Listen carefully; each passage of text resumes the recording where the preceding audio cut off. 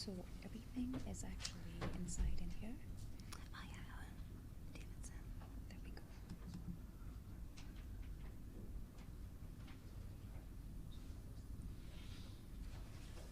Do you want to go this way, or should we open up as a slideshow? Yeah, can you open it as a PDF?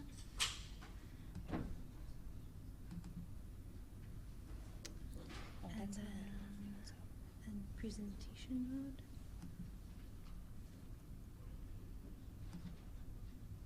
Right, let's hold and see this. I think if you go back to the folder and then maybe right click.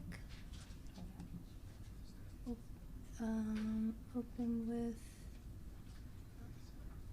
Oh, this is too sensitive for us. Yeah.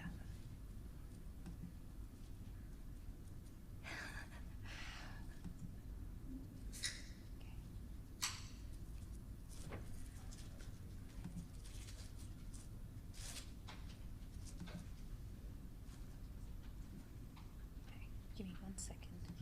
Yeah.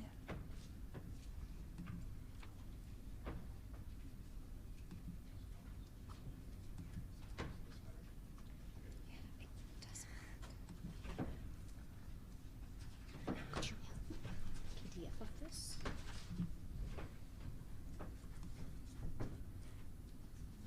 Open with. What's the problem? Some of them are PDFs. It's So too close. sensitive. What are you trying to open in a PDF? Yes. But it's like so sensitive that Yeah. like Adobe. Yeah.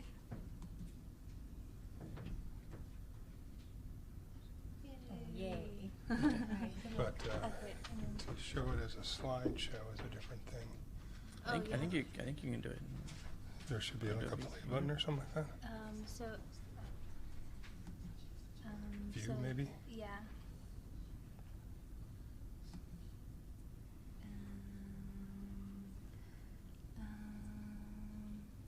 I Full forget. screen mode. Control L. Oh, okay. Yay. Okay. Just make sure when you answer questions, make sure you just repeat the question so we can get it on recording. And it went away. Oh. Here, let me do that.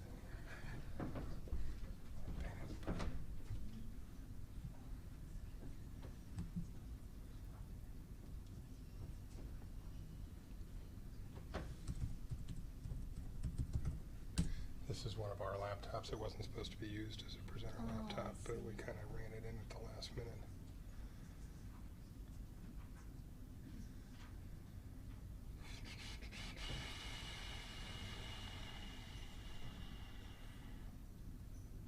Yeah, this one.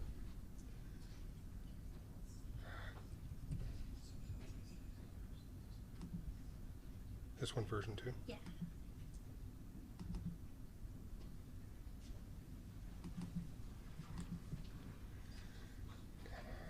Oh, I think maybe it's fine.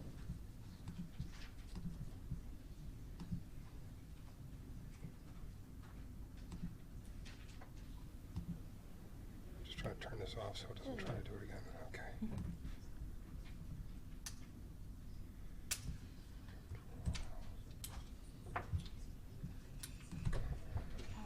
But this is in Oh, this is PowerPoint. Yeah. Did you want PowerPoint? no. I wanted my key. Yeah. And then in there, I think you do the Control L. Yeah. Ooh. Okay. Oh, and will you be only up here? Can we maybe just give you a Yeah, sure. It should just go up as high as possible. This can go on the front of one of your pockets here, one of your front pockets, if that's okay. They're fake Just kinda hang it pockets. over the front. Oh, they're fake. How about that? Okay, this is good. Can you? Just turn it on. Hello? Can you hear me? Good stuff. Okay. Yeah. Okay. Hello everyone, I'm Natalie, and I'm very excited to be here to explain my project with you. So this is kind of a wordy title, but hopefully we'll be able to understand each part of this. So first, we need to understand hypoxia, and specifically hypoxia in cancer. So why is it important? So here we have tumor cells, and we have the vasculature, which delivers oxygen to the cells. So the tumor grows very rapidly, faster than the vasculature can grow with it. So eventually what we have is we have this gradation from normoxic to hypoxic conditions. And this hypoxic conditions are seen by HIF-1 alpha. So why do we care about this in cancer? Well, this affects the different treatments that you would use for that cancer. So specifically, drug delivery is inhibited because of poor vasculature. Drug efficiency is inhibited because some drugs require oxygen to work. And finally, chemotherapy is inhibited due to transcriptional changes. And this is what we're going to focus on today, specifically this HIF-1 alpha effect of hypoxia. So now let's have a deeper look into exactly how hypoxia in cancer works. So there are many processes that can lead to transcriptional changes in expression and splicing due to hypoxia. But what we're going to focus on is this tiny part here. So specifically, we're looking at these dimerization partners, where HIF-1 alpha increases when there is hypoxia in the tumor. And what we want to know is how this changes splicing. So how do we do this experimentally? Well, we're going to knock down ARNT. So HIF-1 alpha will still be there, but it won't be able to provide a hypoxic response any longer. So this is our experimental setup that was done by my great collaborator, Philip. And we basically have 4 conditions. So these conditions first, where we have HIF and ARNT. So this is the control, and then we have it in a normoxic condition and a hypoxic condition. So what we see here on the Western blot is essentially the amount of protein that we see in these cells. And we see that ARNT is present here and here. And then we also see that so here's normoxic and here's hypoxic. We see that, it's kind of hard to see on this slide, but we do see an increase in the amount of HIF-1 alpha. So when we knock down ARNT, we have these conditions here, both again in normoxic and hypoxic states. We now see that the ARNT is greatly reduced here and here. But again, we still see the amount of HIF-1 alpha. So we're not knocking down HIF-1 alpha, we're just not allowing it to do its hypoxic response. So now what we do is essentially we look at the RNA-seq for each of these 4 conditions, and these were each done in triplicate. So here's our computational setup. Basically, we take our RNA-seq data, which is our alignment data and our annotation, and we build a splice graph to know all the different alternative splicing events. And we do quantification on this graph, and then we decide which one of these junctions we want to test for differential usage. And then finally, we perform our test for differential junction usage. And we have our 4 conditions here, normoxic, hypoxic, and whether or not we have ARNT silenced. So, so here we have our HIF-dependent splice events. So here we have a heat map, which isn't being reproduced very well. But you can see very nicely up here these clusterings of conditions. So across each of the rows, we see a different event, and across each of the columns, we see a different sample. So we see very nicely first that each of our replicates cluster with one another. And secondly, we see that we're picking up HIF-dependent splice events. So what does it mean to be HIF-dependent? It means that we see these splice events only when we're in a hypoxic state when we have HIF. So that's exactly what this condition is here, and all the other conditions are clustering away from it. And these are our top 50 events. So we believe that our statistical test is picking up exactly the events that we want. So now what do we do next? Naturally, we go back to the wet lab. We take our events, we find the ones that are the most likely to be validated, and we pick 20 of those. 17 of those experiments were actually being able to be conducted because the primers worked. And then about half of them worked in all cell lines, and about 3/4 worked in 1 or more cell lines. So we then further went to characterize 2 specific events because they worked in all of the organoids and all of the mouse models that we used. And specifically, Philip went to characterize this one event, SLC35A3, and all of the downstream metabolomic effects that this splice event induces. So we went originally from this set of over 100 different events, and we now have a story of one single event. So what about all the rest of the Splice events? Is there any way that we can look at these Splice events and gain some knowledge about them, or so that we can perform different hypotheses for other scientists to do in the wet lab? So what we did was we're going to do now, instead of doing a wet lab validation, we're going to computationally validate these events in an external cohort, primarily TCGA, which is basically a large data set with almost 10,000 tumors and over 30 different tumor types. And the way that we're going to validate this is we have to ask two questions. First, do we observe these splice events at all in TCGA? And secondly, do the events that we find in TCGA significantly correlate with the oxygenation level of the tumor? So luckily, yes, we do see these splice events in TCGA. So now to answer the second question, we have to have an idea of the hypoxia amount in each sample. So in our experimental setup, we put the cell lines into hypoxic stress. In TCGA, we don't know the level of hypoxia. So what we're going to have to do is we're going to have to estimate this. So we're going to generate this pan-cancer hypoxia score. So essentially what we did was we went to the literature and we looked at 32 known markers of hypoxia. And what we want to do is essentially we want to find some weighting of these features, or these 32 genes, and separate normoxic samples, which we assume to be normal samples, from hypoxic samples, which we expect to be tumor samples. So the way that we do this is we use linear discriminant analysis in order to find a specific weighting of this feature vector in order to maximally separate our normoxic from hypoxic samples. And our hypoxia score is going to be basically the distance from this optimal hyperplane. So, and this is going to be a single weighting that we learn for all tumors. So maybe you're saying, so what if you pick 32 genes and you find a difference between tumor and normal? Because you can do that almost with any 32 genes. What we want to make sure is that these are actually representing a hypoxic signature. So what we did was we did clinical validation on many different attributes. So first we looked at breast cancer. So along here is the pan-cancer score, or the pan-cancer hypoxia score. And here are 3 different tissue types. So here we have triple-negative breast cancer, which is known to be much more hypoxic than non-triple-negative breast cancer. And we can see that the score is significantly higher than non-triple-negative breast cancer.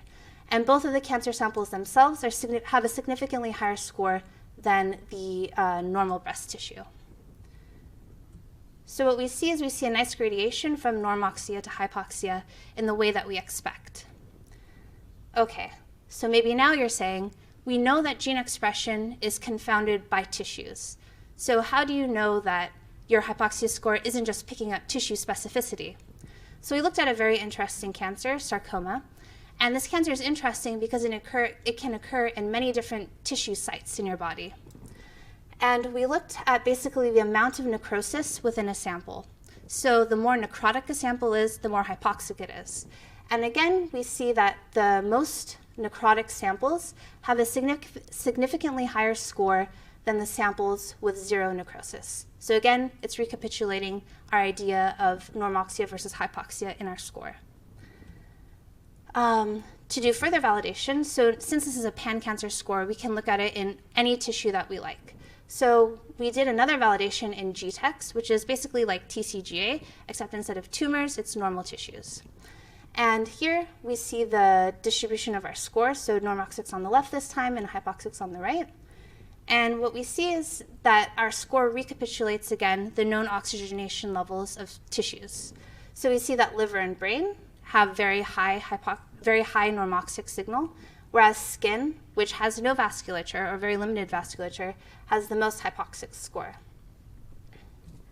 Now, a final validation is to now look across the entire TCGA cohort and see the level of hypoxia across each of the different cancer types.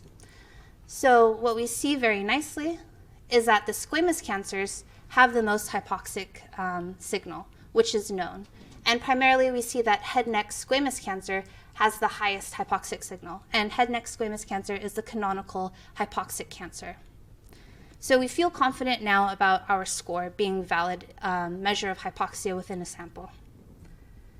So we were able to answer these two questions. So now we can take our original splice events from our first experiment and now validate them within TCGA.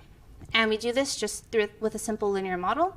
So we want to take our PSI, or the amount of splicing for each event, and correlate this with our hypoxia score, while taking into account some confounders. And this is the results that we found. So here, each one of the rows is an event, and each one of the columns is a tumor type. So the first thing I want you, and if it's colored, that means that there's a significant correlation, and if it's red, or if it's white, there's no correlation. If it's red, it's a negative correlation, blue, it's a positive correlation. So first I want you to notice that we do find recurrent correlations across the TCGA cohort. And secondly, they seem to be consistent across different tumor types. So finally, the SLC35A3 event that we found originally, we're now able to predict that this event, which is seen here, is also positively correlated in bladder cancer, in lung, and in breast, as well as we generated more probable hypotheses about the rest of our splice events. So in conclusion, we identified HIF-dependent splice events, some of which we experimentally validated. We estimated a hypoxia score for all samples within TCGA, which we validated using clinical markers and GTEx. And then finally, we identified which of our HIF-dependent splice events are also correlated with hypoxic samples in TCGA. So with that, I'd like to thank my lab here and all of my collaborators and my program. And I'll take any questions.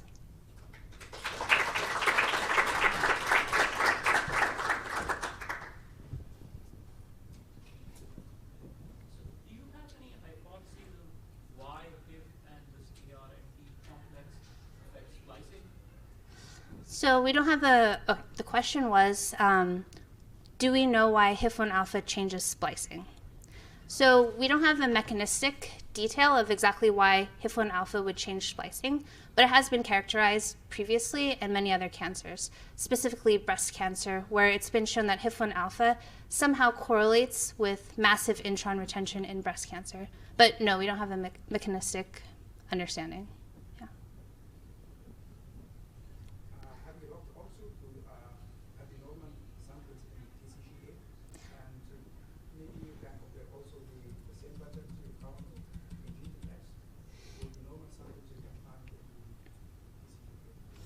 Yes. Oh, actually, I have a nice slide about that. So here, we compare with tumor, and so we compare with the adjacent normal, GTEx, and tumor here in breast cancer.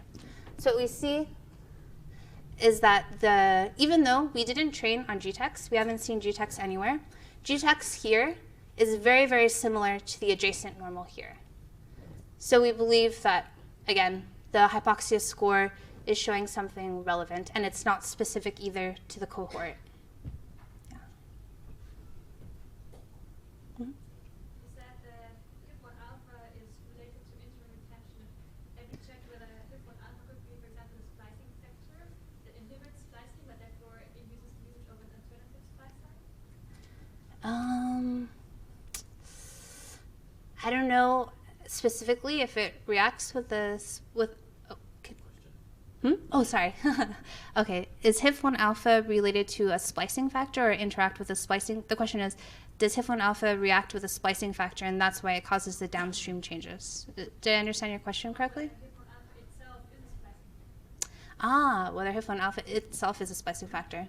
That I don't know, and I don't think that it's been postulated that it is, even in the other paper. But I think the idea is that it interacts with the splicing mechanism, but I don't know exactly how. Yeah.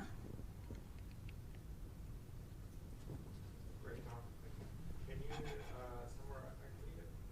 explain the linear model you used at the beginning to sort of characterize the different events? Yes. I think here. Okay. So essentially what we do is we do an interaction test to find HIF-dependent splice events. So we have these 4 conditions, and we basically want to see, so first we take into account the oxygenation level of the sample, so the oxygenation condition, and whether or not we have ARNT knocked out. And then finally, what we want to do is we want to test the interaction between these two factors. And we do this using an interaction test, where error we expect to be negative binomially distributed. And we test if this is significantly non-zero or not. And if it's significantly non-zero, then it goes downstream analysis. Have you tested to see whether your splicing event, the one you're focusing on, actually results in a translated protein? Yes. So we actually know that actually what it does is so the aberrant event is the inclusion of this exon, which then has a premature termination codon, which then stops this protein from being generated, and it goes through nonsense-mediated decay. And this is also interesting because this is a known fact in development. So there's this interesting interplay between development and hypoxia here. All right, thanks, Natalie. All right. Next is Ben Sirenosian.